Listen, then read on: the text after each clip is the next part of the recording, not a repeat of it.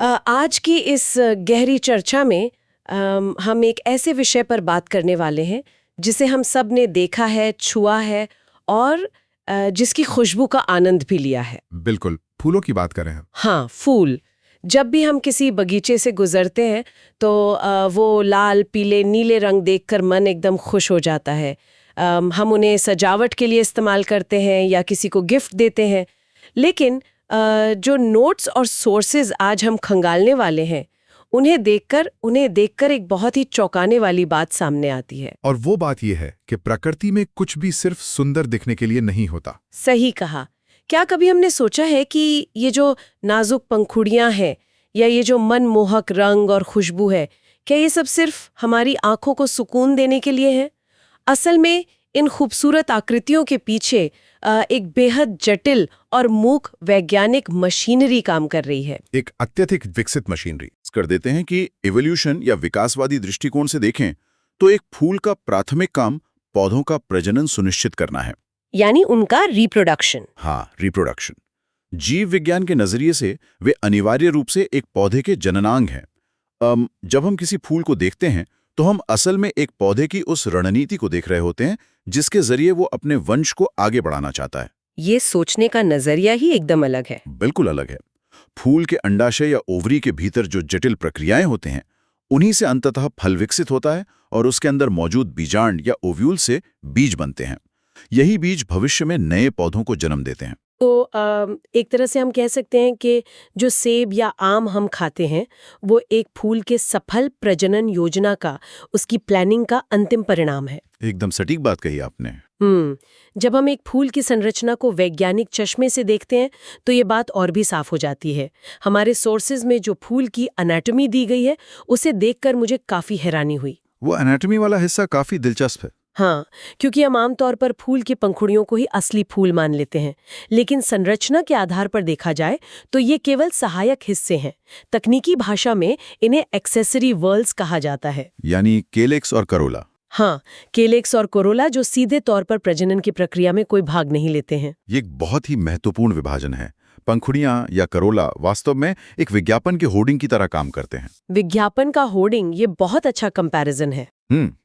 उनका काम है ध्यान आकर्षित करना, लेकिन असली काम उस विज्ञापन के पीछे चल रहा होता है, जिसे हम आवश्यक हिस्से या एसेंशियल वर्ल्स कहते हैं, जो छिप कर अपना काम करते हैं। बिल्कुल, ये वे अंग हैं जो वास्तव में प्रजनन का कार्य करते हैं। इनमें एंड्रोशियम शामिल है, जो फूल का नर भाग है और जहां परागकण या पॉलन ग्रेन्स बनते हैं। पॉलन ग्रेन्स, हाँ। और दूसरा है गाइनोशियम, जो मादा भाग है, जिसके भीतर अंडाशय सुरक्षित रहता है। दिलचस्प बात यह है कि प्रकृति ने संसाधनों के उपयोग में बहुत समझदारी दिखाई है। हर फूल में ये सभी हिस्से नहीं होते। क्या इसका मतलब ये है कि कुछ पौधों ने अपनी ऊर्जा बचाने के लिए अपने कुछ हिस्सों को पूरी तरह से त्याग दिया है? बिल्कुल ऐसा है। क्योंकि अगर हम गुड़हल या टमाटर के फूल को देखें तो उनमें तो ये चारों हिस्से मौजूद होते हैं। हाँ, उन्हें हम पूर्ण या कंप्लीट फूल कहते हैं। लेकिन कद्दू या पपीते के फूल में कुछ अलग ही संरचना देखने को मिलती है। आपने बिल्कुल सही दिशा में सोचा। इसे हम विकासवादी अर्थशास्त्र या इवोल्यूशनरी इकोनॉमिक्स के रूप में समझ सकते हैं। Evolutionary economics? हाँ, क्योंकि एक पौधे के लिए फूल बनाना बहुत अधिक ऊर्जा की मांग करता है। गुड़हल या मटर जैसे पौधे कंप्लीट फूल बनाते हैं क्योंकि उनकी रणनीति उसी एक फूल के भीतर सब कुछ संपन्न करने की होती है, एक ही जगह पर सारा काम। लेकिन कद्दू, पपीता या खजूर जैसे पौधों ने इनकम्प्लीट फूल बनाने का रास्ता चुना। वे अपनी ऊर्जा का प्रबंधन इस तरह करते हैं कि किसी फूल में पंखुड़ियां कम होती हैं या कोई विशिष्ट प्रजनन अंग ही गायब होता है। तो वे एक ही फूल में नर और मादा दोनों अंगों को विकसित करने की ऊर्जा खर्च नहीं करते। बिल्कुल नहीं करते। ये तो बहुत ही स्मार्ट रणनीति है। और इसी आधार पर हम फूलों को बाइसेक्सुअल और यूनिसेक्सुअल में बांटते हैं ना? हाँ, यही वो वर्गीकरण है। बाइसेक्सुअल फूल जैसे कि सूरजमुखी या ट्यूलिप पूरी तरह से आत्मनिर्भर लगते हैं क्योंकि उनके पास नर और मादा दोनों अंग एक ही जगह मौजूद हैं। लेकिन यूनिसेक्सुअल फूलों के साथ स्थिति थोड़ी चुनौतीपूर्ण हो जाती है। बहुत चुनौतीपूर्ण हो जाती है। तरबूज या करेले के पौधे पर आपको या तो सिर्फ नर फूल मिलेंगे या सिर्फ मादा फूल। अब सवाल ये उठता है कि अगर उनके पास दोनों अंग साथ नहीं है तो प्रजनन की प्रक्रिया कैसे पूरी होती होगी? और यहीं पर हमारे आज के विश्लेषण का सबसे अहम हिस्सा शुरू होता है, वो प्रक्रिया जिसे हम परागण या पॉलिनेशन कहते हैं। पॉलिनेशन, जो इस पूरी कहानी का हीरो है। बिल्कुल, ये वो पुल है जो इस कमी को पूरा करता है। चाहे फूल आत्मनिर्भर हो या ना हो, प्रजनन के लिए नर भाग यानी एंथर से पराग कणों का मादा भाग यानी स्टिग्मा तक पहुंचना अनिवार्य है। एक जगह से दूसरी जगह जाना। हाँ, और ये कोई साधारण घटना नहीं है। ये एक अत्यंत नाजुक और जोखिम भरी यात्रा है। बिना परागण के फूल अपने मुख्य उद्देश्य में विफल हो जाएगा। न बीज बनेंगे और न ही फल। तो ये यात्रा पूरी कैसे होती है? अगर किसी पौधे के पास नर और मादा दोनों अंग एक ही फूल में हैं, तो क्या वो बाहरी दुनिया पर निर्भर हुए बिना अपना काम कर सकता है? बिल्कुल कर सकता है, और इसे ही हम स्वपरागण या सेल्फ पॉलिनेशन कहते हैं। स्रोतों में स्वपरागण के बारे में जो लिखा है वो मुझे एक तरह की इंश्योरेंस पॉलिसी जैसा लगा। बीमा पॉलिसी, बिल्कुल सही शब्द इस्तेमाल किया आपने। जब परागकण उसी फूल के स्टिग्मा पर गिरते हैं, जिसे विज्ञान की भाषा में ऑटोगैमी कहते हैं, या उसी पौधे के किसी दूसरे फूल पर पहुंचते हैं, जिसे गिटोनोगैमी कहते हैं, तो पौधे को बाहरी कारकों पर निर्भर नहीं रहना पड़ता। मतलब उन्हें हवा या पानी या कीड़ों का इंतजार नहीं करना पड़ता। एकदम सही। चावल, गेहूं और मटर जैसे पौधे इसका बहुत उपयोग करते हैं। इसका सबसे बड़ा फायदा यह है कि यह सुनिश्चित करता है कि बीज बनेंगे ही बनेंगे, चाहे बाहर की परिस्थितियां कैसी भी हों। एक गारंटी मिल जाती है। हाँ, और इसके अलावा पैतृक गुण पूरी तरह से सुरक्षित रहते हैं। जो पौधा आज है, उसकी अगली पीढ़ी हूबहू वैसी ही होगी। लेकिन यहाँ मेरे दिमाग में एक सवाल आ रहा है। अगर अगली पीढ़ी बिल्कुल वैसी ही होगी, तो क्या ये लंबे समय में पौधे के लिए नुकसानदेह नहीं है? आप किस तरह के नुकसान की बात कर रही हैं? मेरा मतलब है कि अगर पर्यावरण बदलता है या कोई नई बीमारी आती है, तो पूरी की पूरी प्रजाति एक साथ खतरे में पड़ सकती है ना? क्योंकि उनके पास उस नई बीमारी से लड़ने के लिए कोई नया आनुवंशिक हथियार या जेनेटिक वैरायटी तो होगी नहीं। आपने विकासवादी जीव विज्ञान की सबसे बड़ी दुविधा को पकड़ लिया है। तो प्रकृति इसका सामना कैसे करती है? बिल्कुल, स्वपरागण में सुरक्षा तो है, लेकिन आनुवांशिक विविधता या जेनेटिक डाइवर्सिटी नहीं है। और प्रकृति हमेशा विविधता को प्राथमिकता देती है, क्योंकि यही प्रजातियों को बदलते परिवेश में जीवित रहने में मदद करती है। Survival of the fittest. हाँ, इसी कमी को दूर करने के लिए परपरागण या क्रॉस पॉलिनेशन की प्रक्रिया विकसित हुई। इसमें एक पौधे के फूल का पराग उसी प्रजाति के किसी दूसरे पौधे के फूल तक पहुंचता है। जैसे सेब या प्लम के पेड़ों में होता है। बिल्कुल, सेब, ब्लैकबेरी और प्लम जैसे पौधे इसी पर निर्भर हैं। इससे दो अलग अलग आनुवांशिक रेखाएं आपस में मिलती हैं, जिससे आने वाली पीढ़ी मजबूत, बीमारियों के प्रति अधिक प्रतिरोधी और बेहतर अनुकूलन क्षमता वाली होती है। लेकिन यहाँ एक बहुत बड़ी तार्किक समस्या खड़ी हो जाती है, जो मुझे बहुत अचरज में डालती है। कैसी समस्या? अगर परपरागण इतना ही जरूरी है, तो पौधे से अंजाम कैसे देते हैं? मेरा मतलब है, जानवर और इंसान तो अपनी मर्जी से एक जगह से दूसरी जगह जा सकते हैं, अपना साथी चुन सकते हैं। हाँ, पौधे तो चल नहीं सकते। वही तो, एक सेब का पेड़ तो अपनी जड़ों से जमीन में बंधा हुआ है। वो अपना पॉलन मीलों दूर खड़े दूसरे सेब के पेड़ तक कैसे पहुंचाता है? ये तो किसी जादू जैसा लगता है। ये जादू नहीं, बल्कि प्रकृति की सबसे शानदार लॉजिस्टिक्स और ट्रांसपोर्टेशन प्रणाली है। तो वो कैसे? चूंकि पौधे खुद नहीं जल सकते, इसलिए उन्होंने दुनिया की कुछ सबसे प्रभावशाली ताकतों को अपना कुरियर एजेंट बना लिया है। Courier agent, wow! उन्होंने हवा, पानी, कीड़ों और पक्षियों के साथ एक ऐसा सहजीवी संबंध या सिम्बायोटिक रिलेशनशिप विकसित कर लिया है जो इस पूरी प्रक्रिया को चलाता है। ये बहुत ही अद्भुत है। अगर हम सबसे बुनियादी एजेंट यानी हवा की बात करें, तो हवा द्वारा होने वाले परागण की रणनीति बेहद व्यवहारिक और ऊर्जा बचाने वाली है। अगर मैं घास, मक्का या गेहूं के खेतों के बारे में सोचूं, तो वहां मुझे कोई बड़े, चमकीले और सुगंधित फूल नजर नहीं आते। क्या ऐसा इसलिए है क्योंकि हवा को आकर्षित करने के लिए इन सब चीजों की कोई आवश्यकता ही नहीं है? एकदम सटीक विश्लेषण किया आपने। क्योंकि हवा को न तो रंग दिखाई देते हैं और न ही वो खुशबू सूंघ सकती है। बिल्कुल, हवा एक निर्जीव एजेंट है। इसलिए जो पौधे हवा पर निर्भर हैं, उन्होंने अपना सारा निवेश अपनी यांत्रिक संरचना पर किया है, ना कि दिखावे पर। कोई फालतू का खर्चा नहीं। हाँ, उनके फूल बहुत छोटे, अनाकर्षक और बिना मकरंद या नेक्टर वाले होते हैं। लेकिन अगर आप उनके पराग कणों को माइक्रोस्कोप के नीचे देखेंगे तो वे एरोडायनामिक्स के मास्टरपीस हैं। मास्टरपीस मतलब उनकी बनावट खास होती है। बहुत खास। वे अविश्वसनीय रूप से हल्के, चिकने और सूखे होते हैं ताकि वो हवा के सबसे हल्के झोंके के साथ भी मीलों दूर तक उड़ सकें। तो वह आसानी से हवा में तैर सकते हैं। और जो मादा फूल उन्हें ग्रहण करते हैं उनका स्टिग्मा एक फैले हुए चिपचिपे पंख या जाल की तरह होता है। एक जाल की तरह जो हवा में उड़ते हुए पराग कणों को कैच कर सके। बिल्कुल, वो उड़ते पॉलन को आसानी से फंसा लेता है।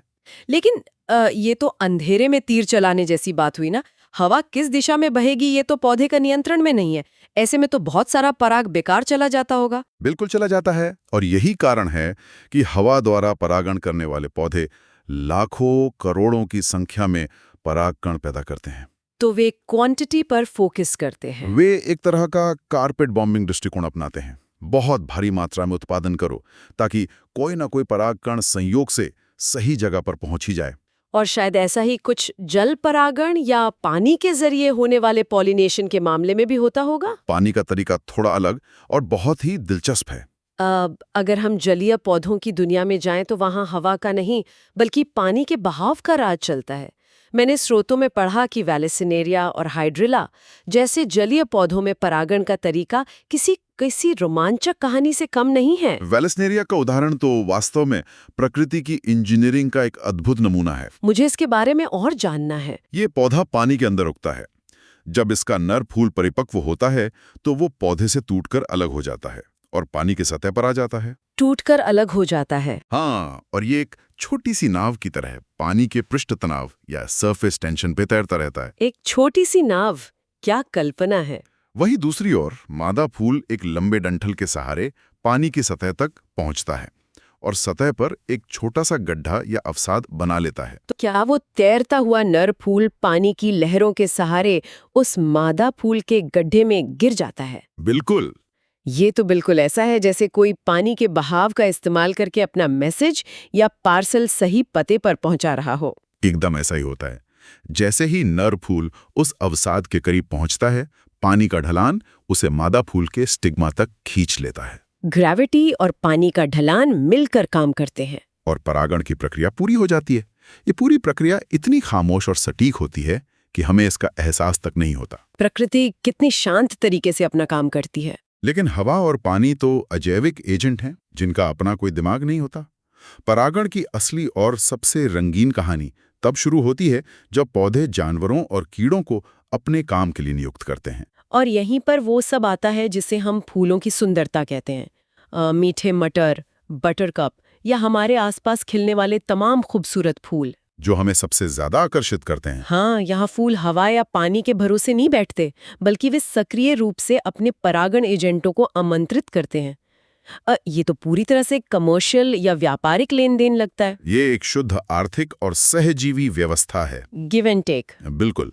कीड़े जैसे कि मधुमक्खियां, तितलियां या ततैया बिना किसी इनाम के एक फूल से दूसरे फूल तक क्यों जाएंगे? उनका तो कोई फायदा ही नहीं इसमें। इसलिए फूल उन्हें मकरंद या नेक्टर के रूप में एक उच्च ऊर्जा वाला भोजन प्रदान करते हैं। तो वो नेक्टर असल में उनकी पेमेंट है। हाँ, खुशबू और चमकीले रंग एक तरह के विज्ञापन हैं जो मीलों दूर से कीड़ों को बताते हैं कि यहाँ ताज़ा भोजन उपलब्ध है। ये तो एक नियॉन साइन बोर्ड की तरह हुआ जो रात में चमकता है। मधुमक्खियां तो फूलों के उन पराबैंगनी पैटर्न्स या अल्ट्रावॉयलेट पैटर्न्स को भी देख सकती हैं जो हमारी आंखों से अदृश्य होते हैं। अच्छा, ये पैटर्न्स क्या करते हैं? ये पैटर्न्स सीधे मकरंद तक पहुंचने का रास्ता दिखाते हैं, बिल्कुल एक हवाई पट्टी की तरह जो लैंडिंग के लिए बनी होती है। ये सच में अद्भुत है। और जब वो मधुमक्खी उस हवाई पट्टी पर उतरकर मकरंद पीने के लिए फूल के अंदर गहराई में जाती है तो फूल अपना असली काम कर देता है। अपना सीक्रेट मिशन। फूल के परागकण बहुत चिपचिपे होते हैं ना। जैसे ही मधुमक्खी अंदर घुसती है वे परागकण उसके बालों, पैरों और शरीर पर चिपक जाते हैं। और जब वो कीड़ा मकरंद पीकर उसी प्रजाति के दूसरे फूल पर जाता है तो उस दूसरे फूल का स्टिग्मा उन परागकणों को अपने ऊपर चिपका लेता है। स्टिग्मा की पोजीशन भी तो बहुत अहम होती होगी इसमें। बहुत अहम। वो जानबूझकर ऐसी जगह पर स्थित होता है जहां कीड़े का शरीर सबसे ज्यादा रगड़ खाए। चालाकी से डिजाइन किया गया है। इस पूरी प्रक्रिया में कीड़े को भनक तक नहीं लगती कि उसने पौधे के लिए एक बहुत ही महत्वपूर्ण कुरियर का काम कर दिया है। और सिर्फ कीड़े ही नहीं, पक्षी भी इस काम में बहुत माहिर होते हैं। हमिंग बर्ड्स के बारे में तो हम सबने सुना है, पक्षियों का परागण भी बहुत जरूरी हिस्सा है। लेकिन पक्षियों और कीड़ों के लिए बने फूलों में जरूर कुछ बुनियादी अंतर होते होंगे ना, क्योंकि दोनों की शारीरिक बनावट और जरूरतें तो बिल्कुल अलग है। बहुत बड़ा अंतर होता है। पक्षियों की दृष्टि बहुत तेज होती है, विशेषकर लाल और पीले रंगों के प्रति वे बहुत संवेदनशील होते हैं। तो उन्हें लाल रंग दूर से दिख जाता है। लेकिन उनकी सूंघने की शक्ति बहुत कमजोर होती है। इसलिए जो फूल पक्षियों द्वारा परागित होते हैं वे बहुत चमकीले लाल या नारंगी रंग के होते हैं, लेकिन उनमें अक्सर कोई खुशबू नहीं होती। क्योंकि खुशबू बनाने में ऊर्जा क्यों बर्बाद की जाए जब ग्राहक उसे सूंघ ही नहीं सकता। बिल्कुल सही लॉजिक है। इसके अलावा क्योंकि हमिंगबर्ड हवा में एक ही जगह मंडराते हुए अपनी लंबी चोंच से मकरंद पीते हैं, इन फूलों की नलिकाएं या फ्लोरल ट्यूब्स बहुत लंबी और संकरी होती हैं, ताकि सिर्फ उसी खास पक्षी की चोंच अंदर जा सके। हाँ, और मकरंद भी बहुत पतला होता है ताकि पक्षी उसे आसानी से चूस सके। ये हर एक एजेंट के लिए एक विशेष रूप से तैयार की गई कस्टम डिजाइन है, और अगर हम दिन से रात की ओर बढ़े तो ये डिजाइन और भी अजीब हो जाती है। रात के परागण की कहानी ही अलग है। रात के समय रंग तो दिखाई नहीं देते, तो फिर बेगोनिया या कैना जैसे रात में खिलने वाले फूल चमगादड़ों को कैसे अपनी ओर खींचते हैं? रात के समय खिलने वाले फूलों ने रंगों के बजाय आकार और गंध पर इन्वेस्ट किया है। गंध पर? वे आमतौर पर सफेद या बहुत हल्के रंग के होते हैं ताकि रात की हल्की रोशनी में भी दिखाई दे सकें, लेकिन उनका सबसे बड़ा हथियार है उनकी गंध। तो वो बहुत तेज महकते होंगे। वे बहुत तेज मस्क या फल जैसी गंध छोड़ते हैं जो चमगादड़ों को बहुत दूर से आकर्षित करती है। ये तो बहुत ही स्मार्ट है। इसके अलावा ये फूल आकार में काफी बड़े और मजबूत होते हैं ताकि वे चमगादड़ के वजन को सह सकें। जाहिर है, चमगादड़ कीड़ों से तो भारी ही होते हैं। और वे भारी मात्रा में मकरंद पैदा करते हैं क्योंकि चमगादड़ों को कीड़ों या पक्षियों की तुलना में ज्यादा ऊर्जा की आवश्यकता होती है। मतलब पौधे अपने लक्षित एजेंट की हर छोटी बड़ी जरूरत का ख्याल रखते हैं। लेकिन अब हम इस चर्चा के उस हिस्से पर आ गए हैं जो मेरे लिए सबसे ज्यादा चौंकाने वाला है। The big twist. हाँ, द बिग ट्विस्ट। अभी तक हमने मकरंद, खूबसूरत रंगों और मीठी खुशबू की बात की। ये सब बहुत ही सकारात्मक और सुखद लगता है, लेकिन प्रकृति में हमेशा कुछ ऐसा होता है जो सारे नियम तोड़ देता है। Dark side of pollination. बिल्कुल, एक ऐसा फूल जो परागण के लिए किसी मीठे इनाम या खुशबू का सहारा नहीं लेता, बल्कि एक बहुत ही भयानक और सच कहूं तो घिनौनी चाल चलता है। आप निश्चित रूप से रैफ्लेशिया की बात कर रहे हैं। हाँ, रैफ्लेशिया।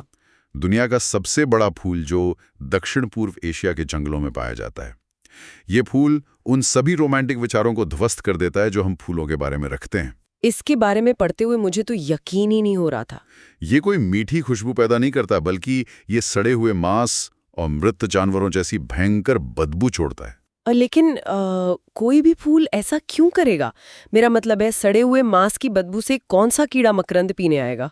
यही तो इस फूल की विकासात्मक प्रतिभा या इवोल्यूशनरी जीनियस है। जीनियस कैसे?